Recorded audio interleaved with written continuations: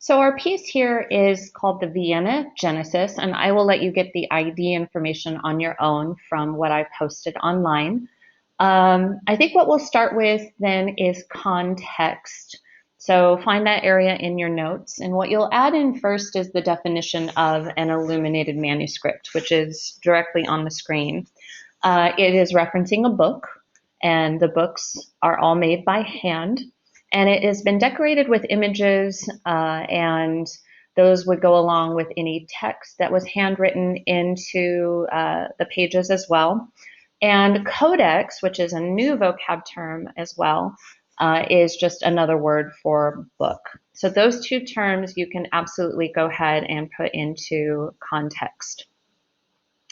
And then moving on here, we're going to stay within context, but what I'm showing you here are the two pages that you are going to be responsible for the AP exam. And instead of talking about the two pages specifically, I'm going to talk about the background of illuminated manuscripts and what they're used for. So first of all, they were developed during Christianity. They were used for training, perhaps for priests, for people who would minister and share the word of God. They might be used for rituals as well. Typically, a church would have one illuminated manuscript because they are incredibly important and valuable objects that are very difficult to make since they are handmade. Someone with very specific training would be, writing the text, making the images. People who are literate, can read and write. So that was a specialized skill that not everyone would have. So again, books are very valuable objects, and only one, would be available in a church. Sometimes priests then could also carry around a large amount of text with them, in these books. If they were traveling from place to place, sharing the message of God, then they might be able to take a book with them, and that would make the information far more condensed and available to Christians. And remember, at this time, most Christians couldn't read. So having text there for people who could read, but also having images there for people who couldn't read was incredibly important. And the other thing about this book, calling it the Vienna Genesis, Genesis is the first chapter of the Old Testament. It is the book where the creation of the world happens. It's the book where Adam and Eve are introduced. So Genesis is that initial beginning of creation and human existence. And you'll notice in the materials, when you look at the material section on the notes that are posted, that this is a purple paint, and purple is often associated with royalty. So we believe that this particular codex or illuminated manuscript was made for royalty. And not only was the background purple, but the text that was written in Greek was done in silver. Now I know it doesn't look silvery today. It's faded over time, and it doesn't look very silver-ish, but it definitely was silver back in the time period it was made. So we believe that this was made for a royal patron. Who that specifically was, we don't know. So this is the oldest surviving biblical text that we have access to. This is definitely before the printing press. So again, everything made by hand. And again, probably made for a royal patron, just because of the color, and used for the text and the color of the background being purple, which was associated with royalty. That's pretty much it for context. I'm just thinking if we have anything else, and I don't believe so. If I think of something, I will mention that. But we are going to go on to concentrate on our content now. So these two images I'm going to look at individually, but they are both required for College Board. So let's take a look if it will go.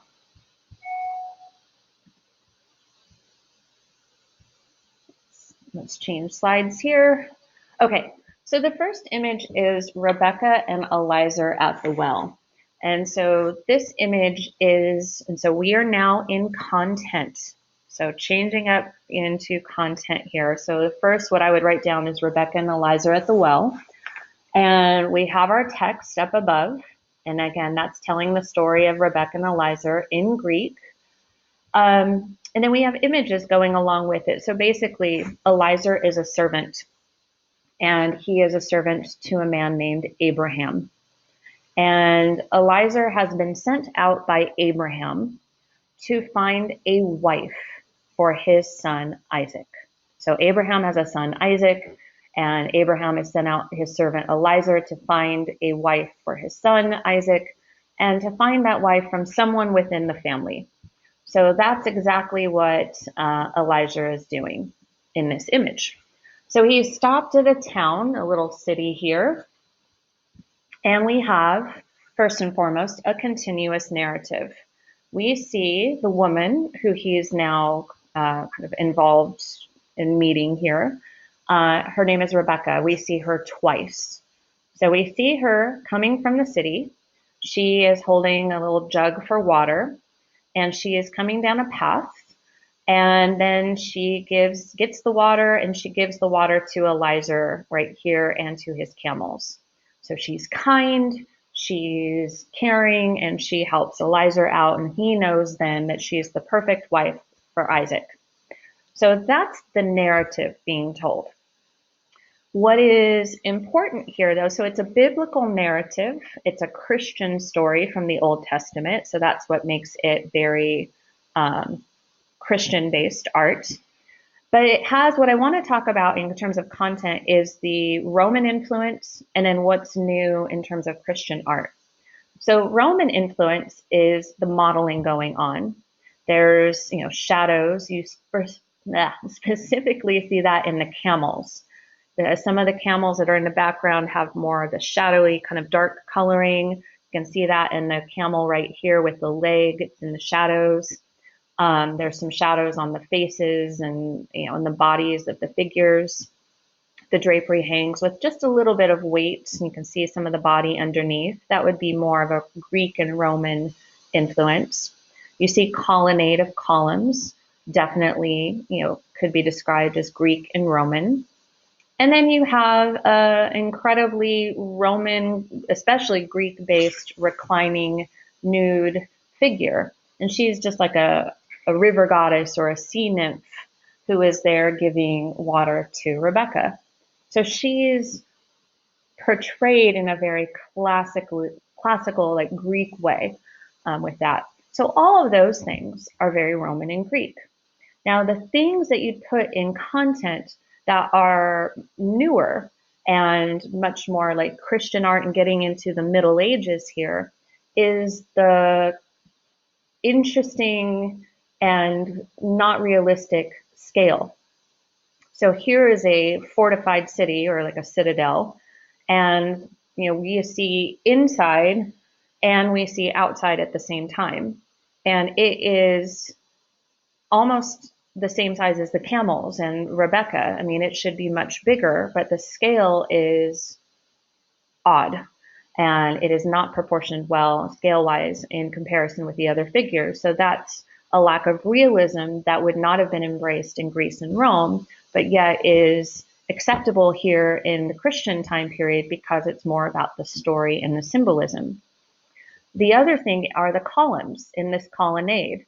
While the structure itself is very Greek and Roman, the proportion or scale of those items is incorrect. Rebecca towers over those columns. So that is a choice that the artists are making because, again, what's important is the story. So that's page number 1. So all of that writing is in Greek. The image has a continuous narrative with Rebecca repeated. She is being kind and kind-hearted to Eliezer, and he realizes that she would be a great wife then for Isaac. So Christian story, Christian lack of realism in terms of scale and proportion of especially the architectural elements in comparison with the figures, and that you have then Greek and Roman influence as well. So now we're going to go on to the next image, and we're going to stay in content.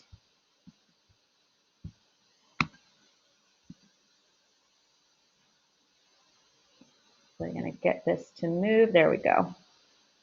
So this part is just a quick look, not at the writing. I kind of brought in the image so you could see a little bit more. This is the image called Jacob wrestling with the angel. And it is very similar. What I talked about in the last piece is very similar to what I'm going to talk about here. Jacob, this is also a continuous narrative. And again, we're still in content. Jacob is here in the brown and green robes. He is leading his family across a river. So he has his multiple wives. They are on these donkeys behind him. And then his family, his sons, are being led by Jacob across the river. So here they are. And they're going across this bridge, which again, colonnade of columns, which is very Greek and Roman.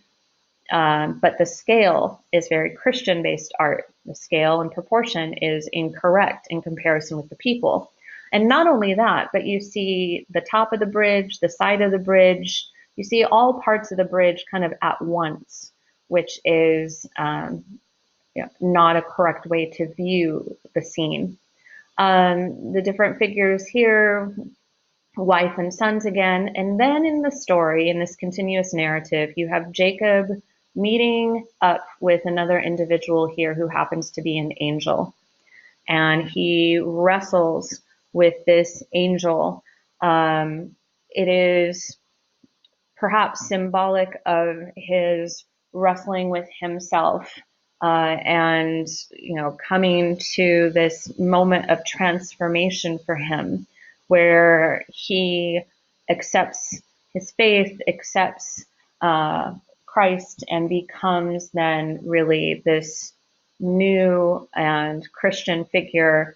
And his name ultimately changes once he accepts this and accepts the struggle of his faith within himself, and he becomes Israel, his new Christian name. So this is a kind of a moment displaying his personal struggle with that.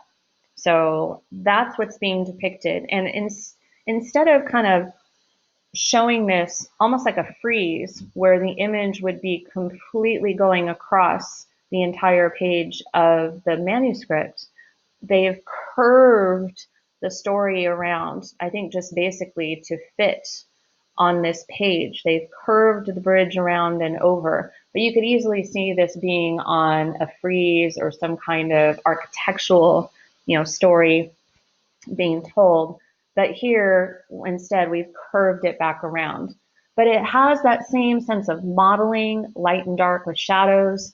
It has Roman clothing. It has those Roman and Greek, architectural features. But again, scale is off. Proportions are not realistic. And that is working our way into Christian art, where it's less important to be realistic and more important to tell the story and send the message.